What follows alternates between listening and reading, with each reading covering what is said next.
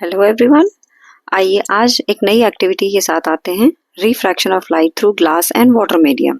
तो सबसे पहले हमने यहाँ पे कांच के जार में पानी ले लिया है और अब धीरे से लाइट ऑफ कर ली हमने। लाइट्स ऑफ करने के बाद अब लेजर लाइट की हेल्प से हम इंसिडेंट लाइट देखते हैं। तो सबसे पहले यहाँ पे इंसिडेंट रे ऑफ लाइट हमने इंसिडेंट कराई वाटर मीडियम के अंदर। अब ये लाइट, इंसिडेंट लाइट जो है वो रिफ्लेक्ट होगी। हमने एक्चुअली वाटर में क्या पढ़ा है कि refraction of light takes place, but by this experiment I want to show that here total internal reflection is taking place. तो आप यहाँ पे स्ट्रेट लाइन भी देख रहे हैं। अब धीरे धीरे मैं डायरेक्शन चेंज कर रही हूँ। डायरेक्शन चेंज करने के बाद आपको इंसिडेंट लाइट और रिफ्लेक्टेड रे दोनों बहुत क्लियर दिख रही होगी। Incident ray of light and the reflected ray of light दोनों ही आपको क्लियर दिखेगी। अगर यहाँ पे सिलेंड्रिकल जार की जगह अगर हम रेक्टेंगुलर जार लेते तो यहाँ पे क्लियर पॉइंट ऑफ इंसिडेंस भी दिख रहा होता। हालांकि यहाँ पे मैंने सिलेंड्रिकल शेप ली है जिसकी वजह से थोड़ा सा ब्रेक आ रहा है बीच में। अदरवाइज उसी पॉइंट ऑफ इंसिडेंस के साथ ही रिफ्लेक्टेड रे भी दिख रही होती है। आपको थोड़ा सा ब्रेक दिख रहा है इंसिडेंट और रिफ्लेक्टेड रे में, वो जाके पीछे जाके मिल रही है। ठीक, अब यहाँ पे देखिए स्ट्रेट लाइट, स्ट्रेट लाइन पे मैंने एंगल को इंसिडेंट लाइट कराई। अब धीरे धीरे मैंने उसकी वॉल पे लेके गए।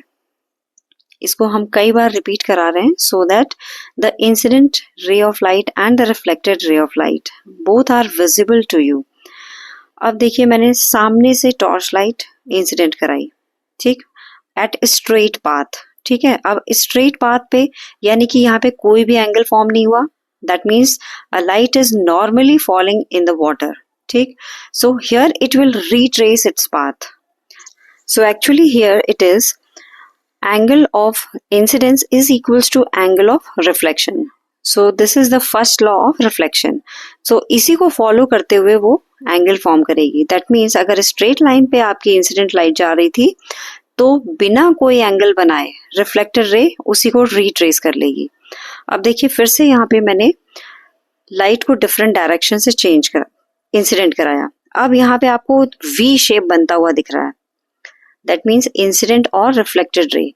तो यहाँ पर एक्चुअली क्या बन रहा है, क्रिटिकल एंगल बन रहा है। क्रिटिकल एंगल होता है बेटा जिसमें 90 डिग्रीज एंगल फॉर्म होता है। तो एक पर्टिकुलर एज पे जैसे ही इंसिडेंट लाइट फोकस करती है तो वहां से वो क्रिटिकल एंगल फॉर्म कर देता है और critical angle is formed at 90 degree. Again you can see here light is incident with a straight path, normally it is falling. तो without any formation of angle it retrace its path. Now again you can see critical angle is formed. Critical angle is formed at 90 degrees. तो V shape आपको दिख रहा है। Now I'm going to perform for white light. So when white light splits into 7 colors, okay, it forms a spectrum. अब देखिए यहाँ पे white light मैंने फोकस कराई उसी वाटर के जार पे। पहले हमने अंधेरे में किया था, अब हम व्हाइट लाइट में कर रहे हैं। ठीक, तो व्हाइट लाइट जैसे ही इस कांच के जार में पानी में पड़ी तो क्या हो गया, यहाँ से वो डिस्ट्रीब्यूट हो रहा है, रिफ्रैक्ट होकर के बगल में उसकी एज पे व्हाइट शीट के ऊपर आप देख सकते हैं कि वहां पे वो 7 कलर्स में डिस्ट्रीब्यूट हो रहा है। So here actually the refraction of white light takes place. तो white light has distributed into its 7 constituent colors, which is a result of rainbow also. Thanks for watching.